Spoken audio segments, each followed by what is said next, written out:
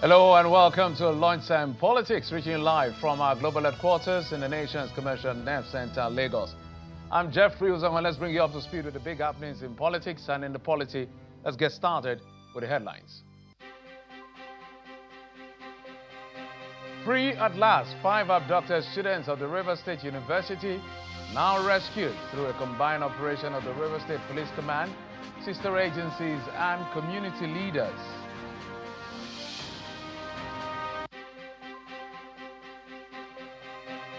Upper Legislative Chamber confirms former Chief of Defense Staff General Christopher Musa as substantive Minister of Defense after a session of grilling, questions and answer. Maintains zero tolerance for terrorism in Nigeria.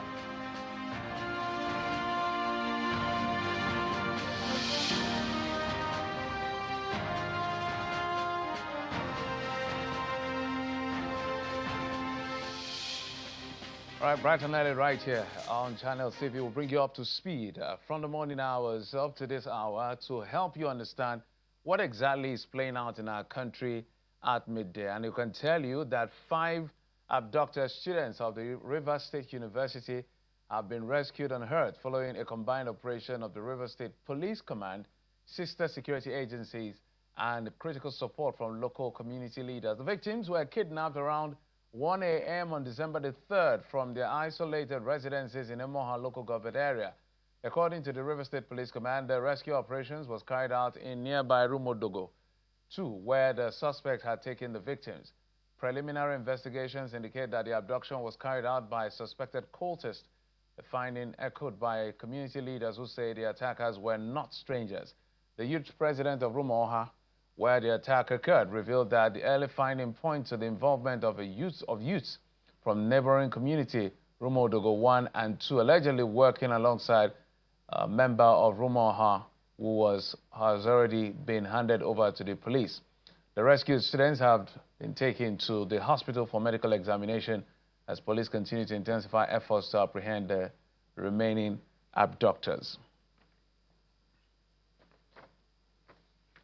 Well, yesterday there was a big session at the Upper Legislative Chamber. But before we get to the big session at the Upper Legislative Chamber, let's tell you that the members of the House of Representatives had passed a resolution asking the President directive to withdraw policemen from VIP should exclude serving public officers. This was a major debate as the House approved several resolutions from the security debate which held last week.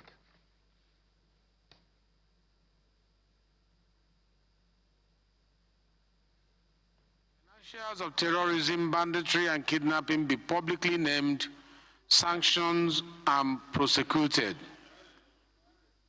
Terrorism-related prosecution be open, expeditious, and transparent. Carried. That the Special Court for Terrorism, Banditry, and Kidnapping be established. Carried. Police officers are being withdrawn from the BIPs, whether governor, whether minister, whether National Assembly members, whoever. They didn't specify. And if we want to amend it, we should think that amendment that not all police officers that are attached to certain category of people should be withdrawn. Number 15 is not going against the President's directive. We're only saying that the definition of VIP, what the interpretation means, whether public officers, serving public officers, like governors, like CJN, who is in charge of the courts, like speakers, like members, like senators, are exempted.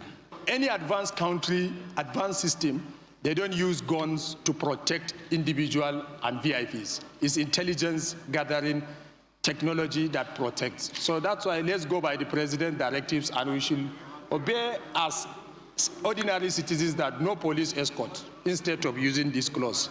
Now the outside will think that we're just doing it for ourselves to protect ourselves as we are scared of something. I don't believe public servants are very important persons. They are just public servants. For the period they are serving. When they finish serving, they go.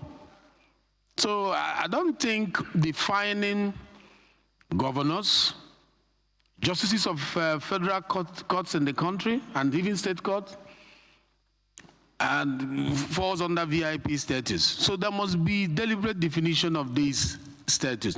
With your clear explanations, I think number 15 is okay. I think we can leave it like this. Thank you for as amended. As far as who a VIP is.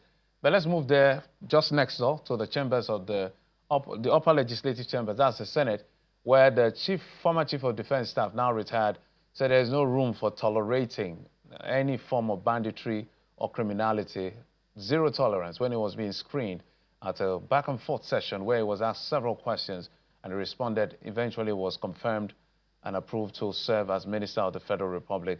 We await his swearing in pretty soon. Let's take a listen to some of the session. General Christopher Gwabin Musa retired, the 18th Chief of Defense Staff, Armed Forces of Nigeria. I want to assure you we're going to work united as we did when I was the Chief of Defense Staff. The important thing is for us to take the ownership of the challenges confronting our dear nation. And how can you assure us that with this nominee or with this nomination that we are sure that you'll be able to work with a team under you to ensure the release of those children and to give Nigeria a better image? So, sir, we're going to make sure that we do a whole of society approach into addressing this issue of kidnapping of school. No indolence, no act of cowardice will be entertained. We're going to make sure that we follow them critically to see what they are doing from the commanders down to the troops. I was wondering how the general himself was alone when he's supposed to have his own troops with him. So there are questions that need answering. And I can assure you, sir, we're going to get to the bottom of this. We'll find out what happened, who are those involved, including that one for the children at MAGA. Having served 39 years all through my career in the armed forces, we have seen what is going on, we have understood what is going on, and we know what we need. We have not yet asked him what his response will be to Donald Trump, the President of America. He's not just anybody. Chief of Defense Staff, a nominee for a Minister of Defense of a country, and you stand up and say you should take a bow and go, with so many questions on the mouth of Nigerians. Many distinguished senators remind us that people know where these terrorists are. They know their roots. And in any case, if they didn't know them, how do they negotiate with them? Why are we seeing these bandits with super sophisticated guns and our officers are confronting them still with AK-47? There are still a lot of gaps within the armed forces that is also mitigating against them be able to achieve success fully. For whatever reason, we must stop the killings. Nigerians must not be killed, or anyone in Nigeria must not be killed for whatever reason. We assure you that we're going to be very firm in all we are doing. And everywhere we make sure that recruitments are going to be thorough. And again, it brings me back to a database. So it makes it easier. If somebody comes for recruitment and has a number that you can check and see everything is telling you, it makes it a lot easier. Will the Senate now approve the nomination of General Christopher Gwabin Musa for appointment as Minister of the Government of the Federal Republic of Nigeria? Those in favor say aye, and those against say nay. The ayes have it. That's the moment where the former CDS, Chief of Defense Staff, is now being confirmed as the substantive Minister of Defense. Let's bring in my guest, Mr. Jide Ojo, is a public affairs analyst, and he joins us virtually. Mr. Ojo, thank you so much for coming on the program. Geoffrey, good afternoon. And I'm sure you witnessed what played out. It was a live session on several television, including Channels TV. Because of the seriousness of the moment, there were a couple of questions being raised, concerns being eluded, and, of course, his responses, the very characteristic General Christopher Musa, he speaks his mind, no matter whose ox is God. What do you make of what you heard yesterday, and does this build confidence going forward? Yes, I watched part of the 5-hour grilling. I didn't watch the entire scene. 5 hours is a very long time to spare to watch. But the couple of hours I watched, he spoke very intelligently. He's a man that knows his onions.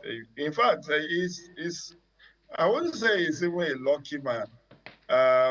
Somebody who has been a field officer for 39 years, retired, and then it was like all the country was clamoring for him to be brought back. A lot of people felt he was wrongfully sacked in October, that he was doing his job. And, Geoffrey, at that time, we thought maybe he was removed because of the scare, the coup scare and all of that, which nobody has been able to confirm. But good enough, he carries the weight of security of a country of over 200 million on his shoulder. But I just hope that he will have all the resources. There was something said by Senator Ali Ndume yesterday, who claimed that their relationship has transcended official to personal relationship, and that there was a time they spoke and he said there were 6 things if he got. I mean, there were certain things that if he got them within 6 months, insecurity would be a thing of the past. Or something, he just alluded to certain things, confidential information they shared. And he was asking him to make that request yesterday, openly, that whatever he needs, he was going to get. I also saw another senator who said, look, let's not be carried away with all of these commendations, that he needs to watch it and be very cautious, because Nigeria has a very short temper in terms of tolerance level, and that performance will be what we further endeared in to the people. So a tree does not make a forest, sincerely speaking, Geoffrey. A tree does not make a forest.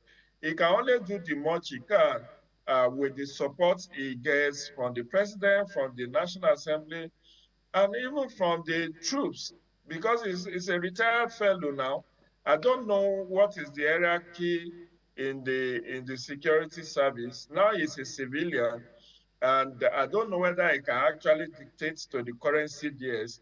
I don't know whether he can dictate to the National Security Advisor. I don't know whether he will enjoy their fellowship, partnership, and support. Because as somebody who is a retired officer and now minister, he serves at the pleasure of the president. And we know the Nigerian tolerance level, 6 months down the line, 1 year down the line, if the insecurity situation worsens, definitely people will be calling for his sack. So I wish him best of luck. I congratulate him. I hope he will remain a man of honor, a man of valor, a man of integrity that we have known him to be. But we need to pray for him to succeed. We also hope that he will enjoy the full cooperation of his appointer, and that he will have the desired resources, financial, material, technological, and otherwise, all the things he needs to succeed will be made available to him. Yeah, that's a prayer. And, the way, in fact, some of us are advising to, you call it just to manage expectation, because it's not the commander-in-chief. It's just at a policy level.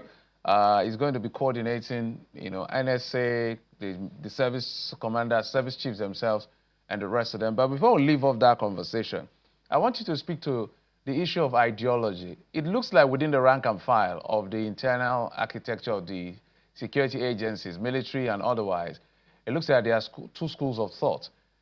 General Musa, he believes that these elements are enemies of the state, and they don't have any grievances that the state should look at, not economic, because it's all over the place. He just believes they are criminal.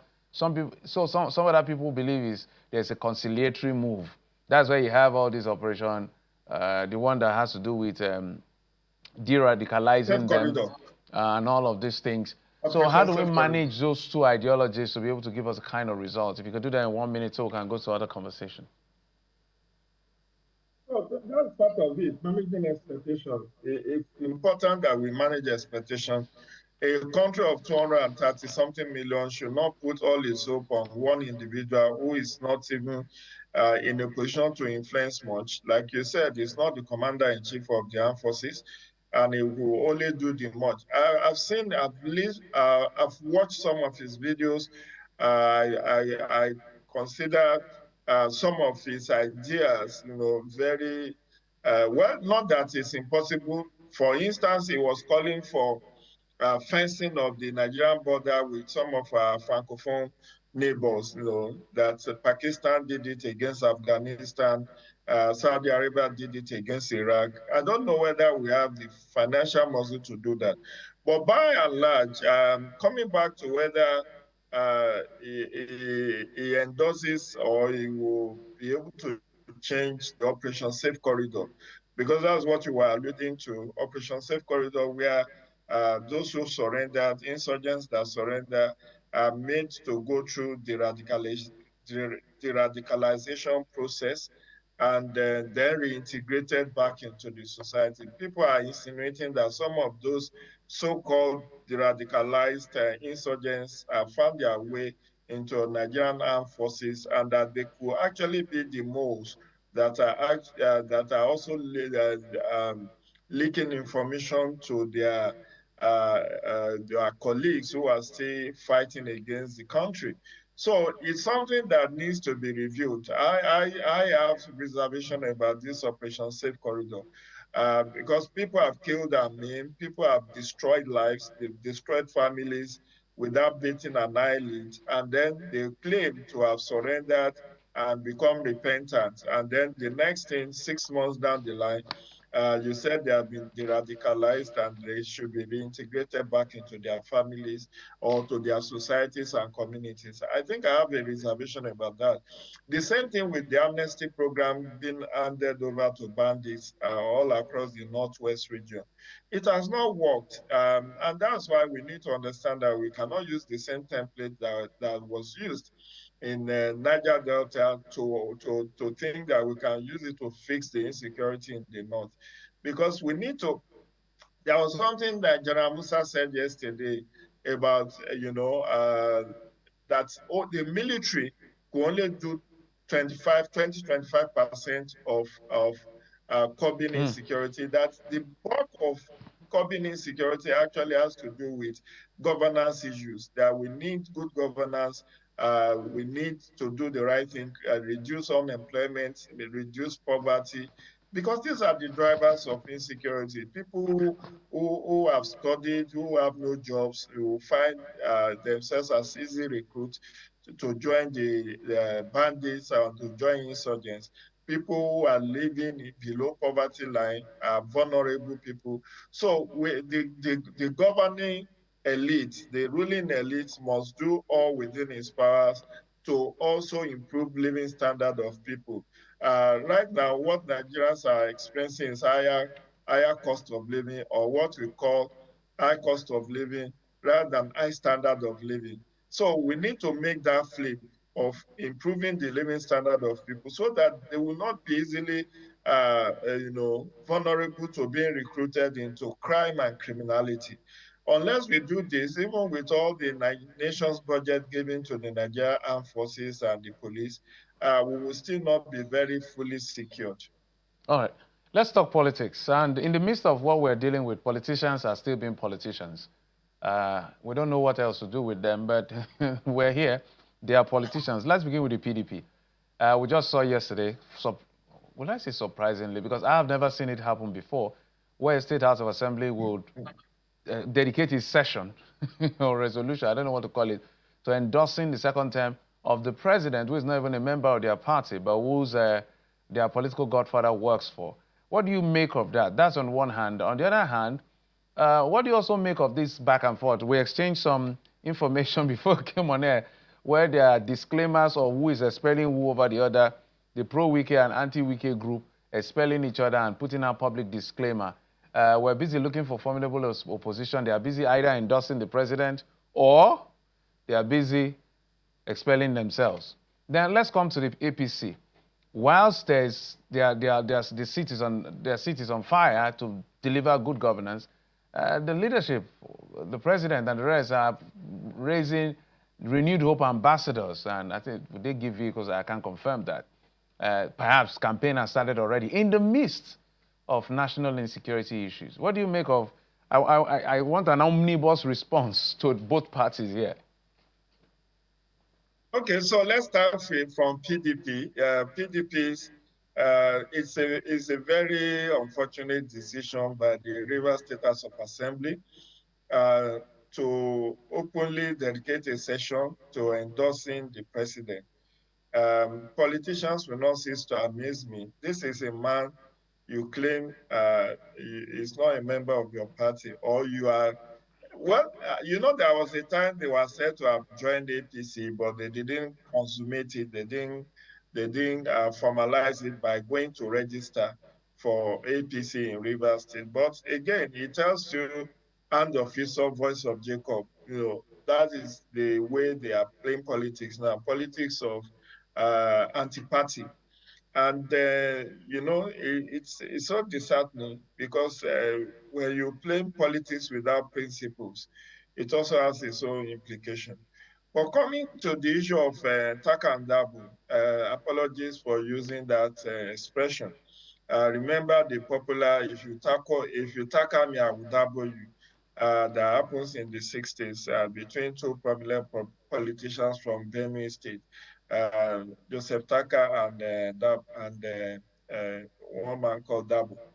So the Turaki-led PDP was the first to eat at Wike's camp on Tuesday by sending a certificate of expulsion and addressing a conference, addressing press that 11 people have been sent certificate of expulsion from PDP. And the weakest camp has also responded in kind by also publishing a disclaimer of some governors and also other members, including former chairman of PDP. Quite unfortunately, because instead of the issue within the PDP getting resolved, it's getting messier. And that's what has put the governor for Osun State in a dilemma, to the extent that he has to resign early this week because he's not sure who will sign his nomination form. The Congress, the so-called primaries that was conducted, was it on Monday or on the 2nd of this month, where someone allegedly emerged. We don't know whether INEC will accept that nomination coming from the camp of Turaki, because we have not heard officially whether INEC recognized the Ibadan Convention. If it does, then maybe I should congratulate whoever has emerged as the PDP candidate in the Osun party primaries held early this week. But if INEC comes out later to say, well, we were not in support and you didn't follow due process, so your nomination, governorship nomination in Osun has K-leg, we cannot upload it, then it's going to put PDP in Osun in a dilemma. So the more messier, the messier the PDP crisis gets, the more they will lose members to the ruling party or to other political parties. And as for the APC, the president appointing renewed hope ambassadors, I think it started with Opus Odinma, then Dr. Okowa, Ifeanyi Okowa, former Delta governor. I don't know who else have been appointed, but again, politicians are unfazed by whatever crisis is going on within their space. All they are fixated on is the next election. And the next election is happening in about 14 months. And nobody wants to get caught unaware. So it's not out of place for President Tinubu to continue with politicking. Even if there is worse insecurity, that will not stop him from campaigning for next election. Even though it may appear insensitive, but I know the political class, have worked with them over the decades.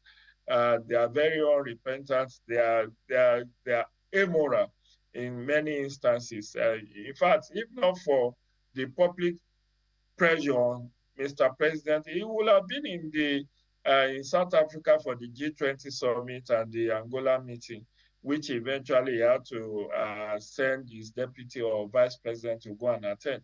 But for those abductions that took place in Maga and later in Niger State, it will have gone if it were to be private citizens who are being kidnapped and all of that. So, and it's not him per se. Even previous presidents recall that Rotimi Amechi, former Minister of Transportation, declared his presidential ambition barely few days after the mass abduction that took place in Kaduna State, after the train derailment by bandits.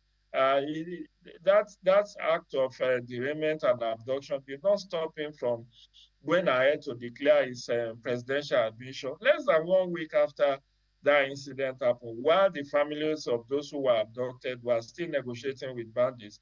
He went ahead and was campaigning across the country. So that's just to tell you that politicians copy from the same playbook or the same textbook. They are unfazed. They will campaign for next election. It's a done deal for them.